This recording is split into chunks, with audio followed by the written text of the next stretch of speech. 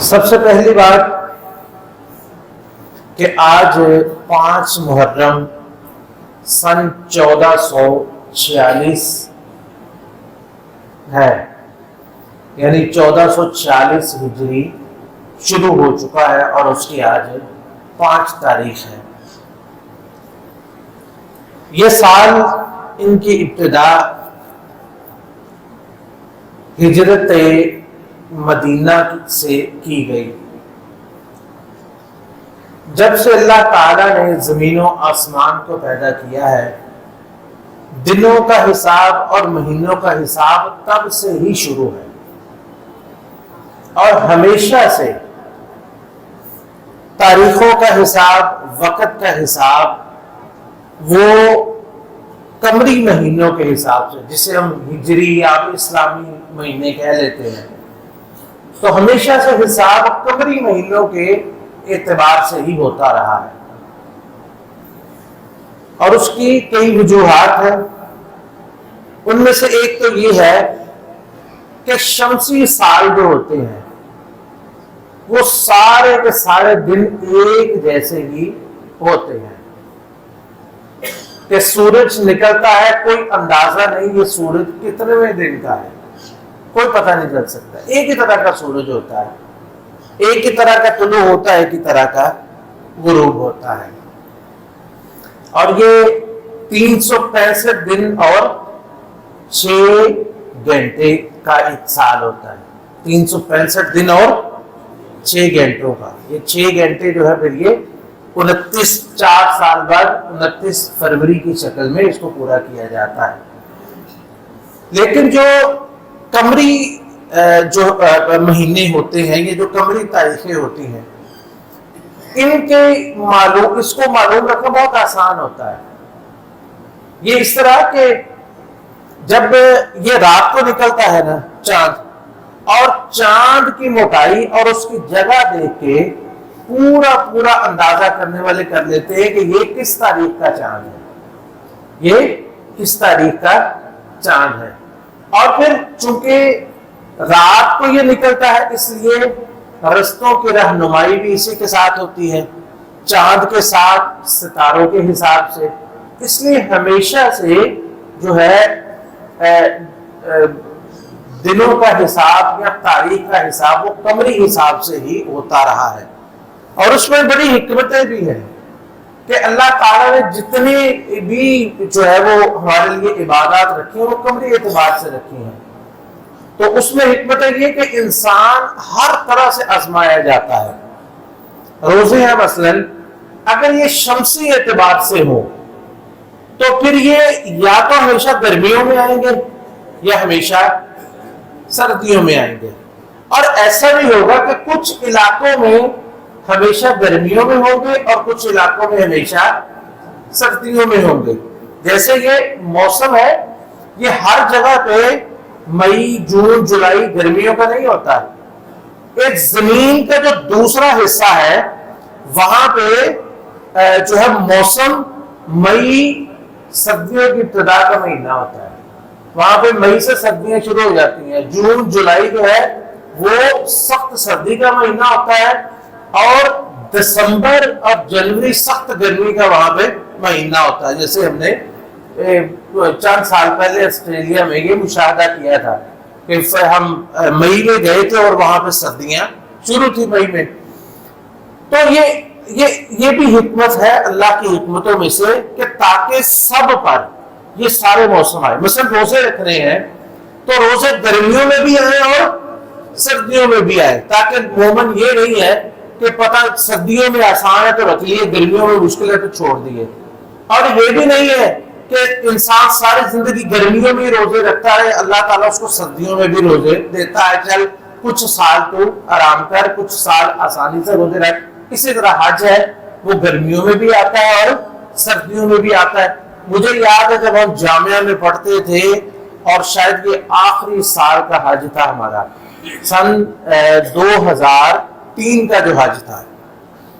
اس سال میں ہم جو مزدلفہ کی رات تھی، اتنی شدید سردی تھی کہ میں نے زندگی کی جو شدید ترین سردی کی راتیں ہیں نا، وہ میں نے ایک وہ رات دیکھی تھی، کیونکہ ہم ساتھ بھی کچھ نہیں لے کے گئے تھے مزدلفہ میں، اور رات ہوا بھی تیز چلی، شدید سردی، سر بھی نہیں ڈانپ سکتے تھے، کوئی انتظام نہیں تھا، کھلا میدان تھا۔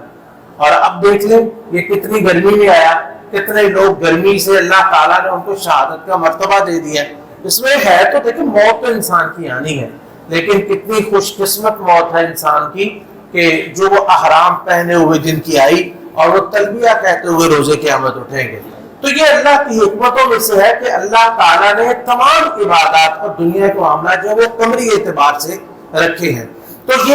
یہ بھی یاد رکھیں یہاں پہ، یہ جو زکوٰۃ دی جاتی ہے نا،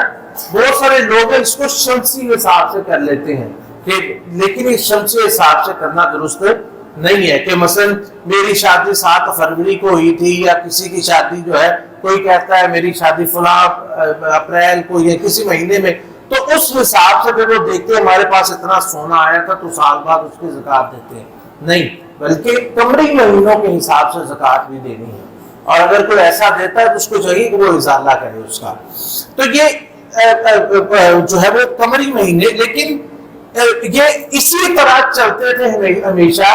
کہ یہ مہینے 12 پورے ہوتے تھے، لیکن یہ 12 مہینے جو ہے کہ ان کا کوئی حساب نہیں ہوتا تھا۔ حضرت عمر رضی اللہ تعالیٰ عنہ کا دور خلافت آیا تو ایسا ہی تھا، آپ کو ایک خط آیا، اس میں تاریخ لکھی ہوئی تھی، فلاں تاریخ ہے، تو فرماتے ہیں کہ یہ مجھے نہیں پتا کہ یہ اس سال کے اس مہینے کی تاریخ ہے یا پچھلے سال کے مہینے کی تاریخ ہے، مجھے نہیں پتا کہ خط ہو سکتا ہے رستے میں ایک سال کہیں رک گیا ہو، ایک سال تک نہ پہنچا ہو۔ تو اس اعتبار سے انہوں نے سوچا کہ جو ہے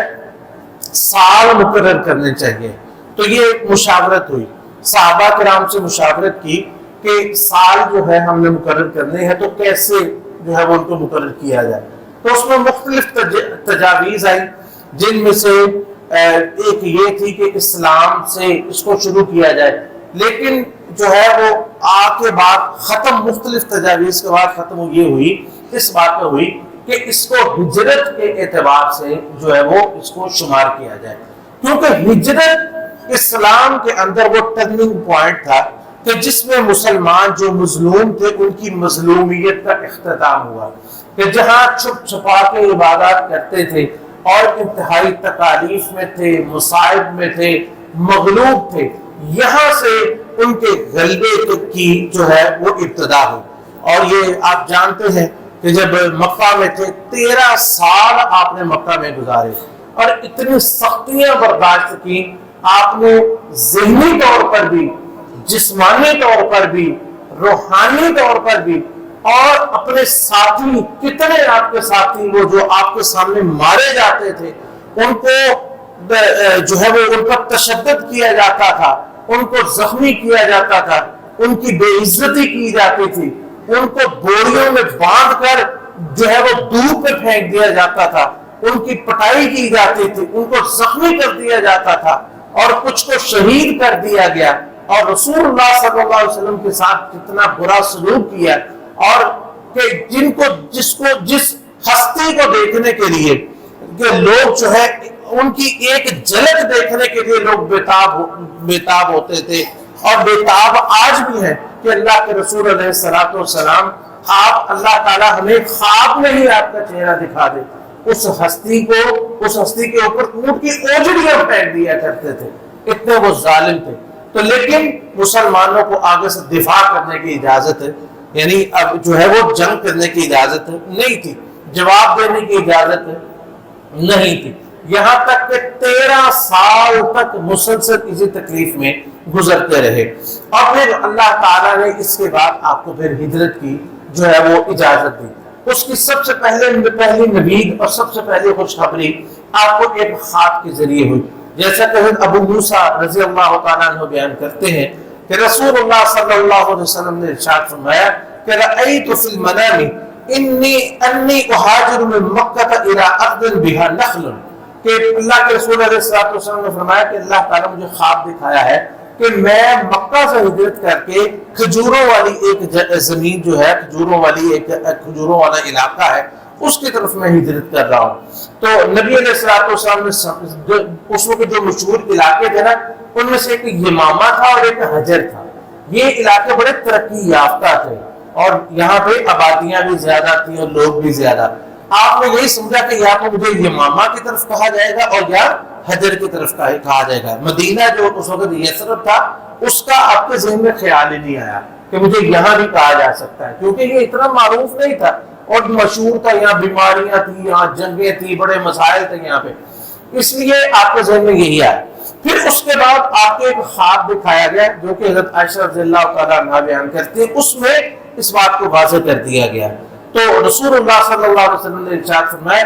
انی ارید دار ہجرتکم ذات نخل، کہ اللہ رب العزت نے مجھے تمہاری ہجرت والا گھر جو ہے وہ دکھا دیا، ہجرت والا شہر دکھا دیا ہے اور وہ کھجوروں والا ہے. اور پھر آپ نے فرمایا بین لابتین وہما الحرتان، یہ دو پہاڑوں کے درمیان ہے اور وہ دو کالے پتھروں والے پہاڑ جو ہیں ان کے درمیان ہے. فہاجر من ہاجر قبل المدینہ، تو پھر جس کو اللہ نے ہدایت دی تو پھر لوگ جو ہے وہ مدینہ کی طرف ہجرت شروع ہو گئے، اور جو لوگ حبشہ کی طرف گئے ہوئے تھے وہ بھی مدینہ کی طرف جو ہے وہ ہجرت کر کے آ گئے. تو ہجرت کی ابتدا کیسے ہوئی؟ سب سے پہلے نبی علیہ الصلوۃ والسلام کے ساتھیوں میں سے، جیسا کہ صحیح بخاری میں ہے، حضرت مصعب بن عبیر اور عبداللہ بن ام مکتوم رضی اللہ تعالیٰ عنہما سب سے پہلے انہوں نے ہجرت کی. جیسا کہ براء بن عازب رضی اللہ تعالیٰ عنہ کی روایت ہے کہ اول من قدم علینا من اصحاب النبی صلی اللہ علیہ وسلم مصعب ابن عمیر وابن ام مکتوم فجعل یقرئان القرآن، کہ سب سے پہلے حضرت مصعب بن عمیر اور حضرت عبداللہ بن ام مکتوم آئے اور وہ ہمیں قرآن پڑھانے لگے. یعنی کہ انہوں نے ہجرت کے بعد پہلا کام کیا کیا ہے؟ لوگوں کو قرآن پڑھانے کا. ہمیں بھی ذرا سوچنا چاہیے، زندگیاں گزر جاتی ہیں، کتنے لوگ ہیں یقین کریں، یا مطلب ہم دیکھتے سب لوگوں کا یہی حال ہے، بڑھاپے میں پہنچ جاتے ہیں لیکن قرآن پڑھنا نہیں آتا. قرآن پڑھنے کا پتہ نہیں اس کو پڑھنا کیسے ہے. دنیا جہان کی ڈگریاں لے لیتے ہیں، کاروبار بڑے سیکھ لیتے ہیں، کھیتی باڑی کا بڑا پتہ ہوتا ہے، دنیا کے لین دین کے معاملات، قانونی چیزیں سب پتہ ہوتی ہیں، لیکن قرآن پڑھنا نہیں آتا. یہ حال ہوتا ہے کہ پاکستان کے یہ جو ہے وہ بڑے بڑے وزیر، بڑے بڑے عہدوں میں پہنچے ہوئے، انہیں سورہ اخلاص تک نہیں پڑھنی آتی. تو انہوں نے آ کے پہلا کام کیا کیا کہ سب سے پہلے کان یقرئان القرآن، قرآن پڑھاتے تھے. ثم جاء عمار و بلال و سعد، اس کو بھی یاد رکھنی چاہیے. سب سے پہلے کون آئے تھے؟ مصعب بن عمیر اور عبداللہ بن ام مکتوم. اس کے بعد عمار، بلال اور حضرت سعد رضی اللہ تعالیٰ عنہم، یہ تین آئے. پھر اس کے بعد حضرت عمر رضی اللہ تعالیٰ عنہ